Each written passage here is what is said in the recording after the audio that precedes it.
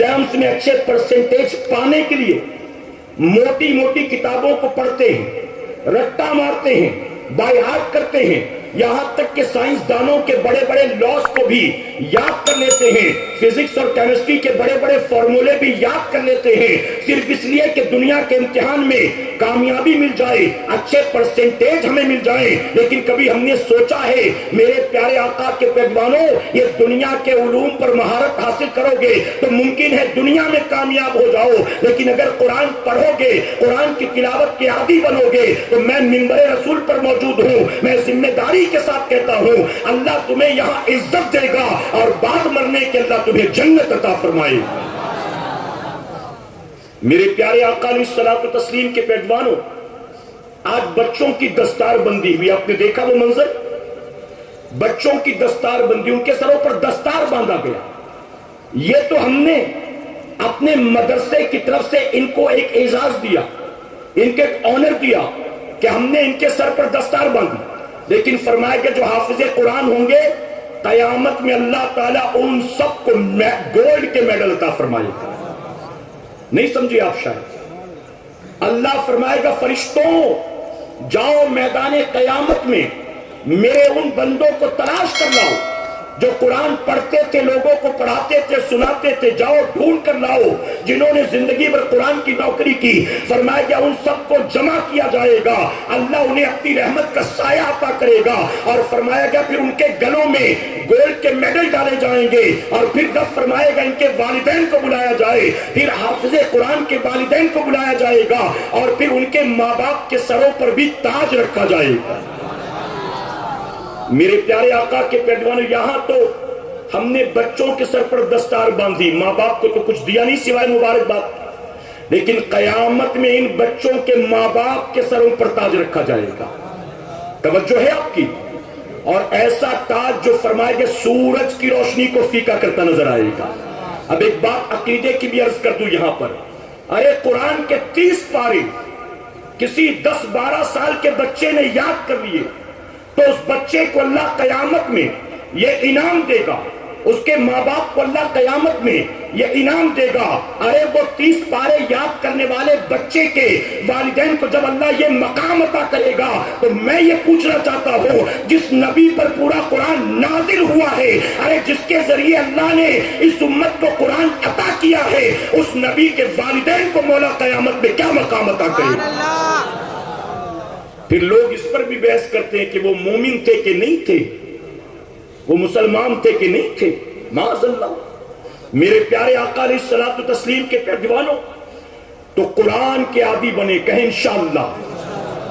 फरमाया गया कि वो सीना उस मकान की तरह खाली है जहां कोई रहने वाला नहीं। जिस मकान में कोई न रहता हो, जैसे वो मकान खाली होता है, वैसे ही वो सीना खाली है जिसमें कुरान का कुछ भी नहीं, जिसमें कुछ भी कुरान नहीं है। तो कुरान याद करे, कहे इंशाअल्लाह। कुरान पढ़ने की कोशिश करे, कहे इंशाअल्लाह। रोजाना कुरान की तिलावत की आदत बनाए, कहे इंशाअल्लाह। मेरे प्यारे आका के पैगंबरों, हुजूर अकरम सल्लल्लाहु अलैहि वसल्लम ने फरमाया, जैसे पानी के लगने से लोहे को जंग लग जाता है, ऐसे ही गुनाहों के सबब तुम्हारे दिलों को भी जंग लगता है। तो सहाबा ने अर्ज किया, आका लोहे के जंग को साफ करना हमें आता, हम उसे साफ कर लेते हैं, लेकिन दिलों को जो जंग लग जाए उसे कैसे साफ करें? तो नबी ने फरमाया, जहां दिलों के जंग को साफ करने के लिए जहां तुम्हारा हाथ नहीं पहुंचता है, वहां अल्लाह का कुरान पहुंच जाता है। तुम कुरान की तिलावत से और मौत को कसरत से याद करने से अपने दिलों के जंग को दूर कर सकते हो, करेंगे इंशाअल्लाह। मेरे प्यारे आका के पैगंबरों, अब 2 बातें आखिर में अर्ज करूंगा। फरमाया गया, एक औरत जो हमल से हो, अगर वो दौरान हमल सूरे मरियम की तिलावत करे तो डिलीवरी के वक्त न उसे तकलीफ होगी और न सर्जरी की नौबत आएगी, बल्कि जो दौरान हमल सूरे मरियम की तिलावत करे, सूफिया फरमाते हैं कि बच्चे की विलादत उसके यहां बासानी हो जाएगी। जो औरत दौरान हमल سورہ یوسف کی تلاوت کرے اللہ اسے خوبصورت اولاد عطا فرمائے گا۔ اب اگر سورہ فاتحہ سے لے کے سورہ ناس تک ایک ایک سورتوں کے فضائل بیان کیے جائیں، سب کا ذکر موجود ہے کتابوں میں، تو سب کا بیان کرنے کا موقع نہیں۔ لیکن آپ بتائیں کہ جو سورہ مریم پڑھے، جو سورہ یوسف پڑھے دوران حمل، تو اللہ اس کو یہ انعام دے گا، ارے جو زندگی بھر قرآن کی تلاوت کرنے والی ہو، اللہ اس کی اولاد کو، اللہ اس کے شوہر کو، اللہ اس کو اور اس کے بچوں کو کیا مقام عطا فرمائے۔ آپ تاریخ اٹھا کر دیکھیں، غوث اعظم کے والد واقعی بہت متقی تھے، پرہیزگار تھے، عابد و زاہد تھے، عاشق رسول تھے، خوف خدا میں رونے والے تھے، مستجاب الدعوات تھے۔ لیکن غوث اعظم اگر ماں کے شکم سے 18 پاروں کے حافظ بن کر پیدا ہوئے تو یقیناً یہ ماں کے قرآن کی تلاوت کا کمال تھا۔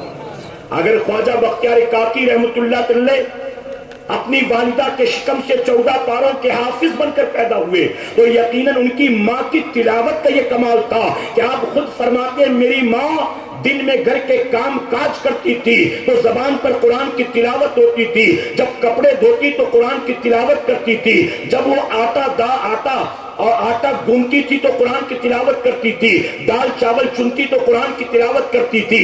آپ فرماتے ہیں کہ گھر کے کام کاج کرنے کے ساتھ ساتھ میری ماں قرآن کی تلاوت کرتی تھی، اور یہی وجہ کہ میں ماں کی کوکھ سے قرآن کا حافظ بن کر پیدا ہوا ہوں۔ آج اگر ہمارے گھر سے 24 گھنٹے یا 18-20 گھنٹے ناچ گانے کی آواز آئے، ڈول گاجے باجے کی آواز آئے، فلمی نغموں اور غزلوں کی آواز آئے، تو بتائیے کیا ہمارے گھر میں اللہ کی رحمت و برکت کا نزول ہوگا؟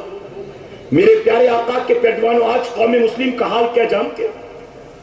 ہمارے یہاں کسی کا انتقال ہو تو میت کی تدفین کے ساتھ قرآن خوانی کا بھی اعلان کرتے ہیں کہ کل فلاں کی قرآن خوانی فلاں کے گھر میں ہوگی، عورتوں کے لیے وہاں انتظام کیا گیا ہے۔ میت کی تدفین کے ساتھ قرآن خوانی، اس کے بعد تیجا ہو، 8واں ہو، 10واں ہو، 40واں ہو، برسی ہو، قرآن پڑھا جا رہا ہے، یاسین شریف پڑھا جا رہا ہے۔ کیوں؟ تاکہ اللہ مرنے والے کی بخشش فرما دے، تاکہ اللہ اس کی قبر کو جنت کا باغ بنا دے، تاکہ اللہ اپنی رحمتوں کا نزول کرے۔ لیکن اسی گھر میں اگر 4، 5، 6 مہینے کے بعد شادی ہو کسی کی، تو مرنے والے کے لیے جس گھر میں کل قرآن پڑھا جا رہا تھا، یاسین شریف کا ختم کیا جا رہا تھا، اب 6 مہینے کے بعد شادی ہو تو اسی گھر میں ایک ہفتے ڈی جے بجایا جاتا۔ کیا مسلمانوں تمہیں احساس نہیں ہے؟ قرآن پڑھنے پر اللہ کی رحمت اترتی ہے، یہ تم جانتے ہو، لیکن کیا تمہیں یہ پتا نہیں ہے کہ ناچ گانے سے اللہ کی لعنت اترتی ہے؟ یہ تمہیں پتا نہیں ہے؟ 6 مہینے پہلے گھر میں رحمت اتارا اور اب ناچ گانے کر کے خود اپنے گھر میں لعنت کو دعوت دیتا۔ ہمیں اور آپ کو چاہیے کہ توبہ کریں کہ انشاءاللہ۔ میرے پیارے آقا کے پیروانوں، ایک مرتبہ ڈاکٹر اقبال آپ سے آپ کا ایک دوست ملاقات کرنے کے لیے آیا، تو دوست کی نظر پڑی ڈاکٹر اقبال کے سرہانے جو ٹیبل لگا تھا، اس ٹیبل پر بہت ساری کتابیں رکھی تھی، دنیاوی لٹریچرز رکھے تھے، انہی کتابوں کے ساتھ قرآن شریف بھی رکھا تھا۔ جب دوست نے یہ دیکھا تو دیکھنے کے بعد وہ کہتا ہے کہ آپ اتنا علم رکھتے ہیں، آپ اتنے پڑھے لکھے ہیں، اور آپ کو اتنی بھی تمیز نہیں ہے کہ آپ نے قرآن کو لا کر تمام دنیاوی کتابوں کے ساتھ رکھ دیا؟ مجھے کم سے کم آپ سے یہ توقع تو نہیں تھی کہ قرآن کو لا کر ٹیبل پر عام کتابوں کے ساتھ آپ رکھیں گے۔ تو جانتے ہو ڈاکٹر اقبال نے کیا کہا تھا؟ ڈاکٹر اقبال نے کہا تھا، میرے دوست میرے ایک سوال کا جواب دے، ایک آدمی جس کے دونوں پیر نہ ہو یا جو لنگڑا ہو، جو بیساکھی کے سہارے چلتا ہو، مجھے یہ بتا وہ اپنی بیساکھی کہاں رکھتا ہے؟ کباٹ میں رکھتا ہے؟ شوکیس میں رکھتا ہے؟ آخر وہ اپنی بیساکھی کو کہاں رکھتا ہے؟ تو اس نے جواب دیا کہ وہ اگر چل پھر نہیں سکتا بنا اس کے سہارے تو ظاہر ہے کہ وہ اسے سرہانے رکھے گا، ہمیشہ اپنے قریب رکھے گا۔